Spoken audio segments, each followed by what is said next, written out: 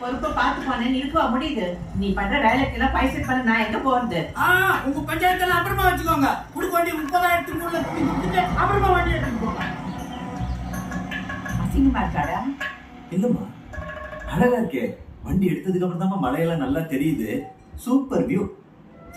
உனக்கு வேணா அசிங்கம் இல்லாம இருக்கலாம், ஆனா இனி என்னால ஒரு நிமிஷம் இந்த ஊர்ல இருக்க முடியாது. உன்னை நம்பினது போதும்டா. மദ്രാஸ்ல அந்த தேர்மணி பிள்ளை வீட்டு வேலைக்கு தானே போகுது, அங்க போறேன். போ, பாத்து தேய்க்கிற வேலையாவது கிடைக்காம போயிடும்.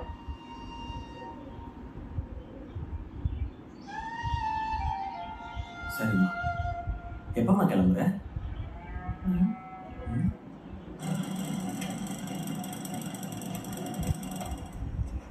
மெட்ராஸுக்கு போற, பத்திரமா இருக்கணும். அப்புறம் உன் சேலரி எல்லாம் சேர்த்து வச்சு அதால் வாயிலே வீசிடுறேன்னு சபதம் போட்டிருக்கேன். வேலை வேலைக்கு சாப்பிட்டுருமா.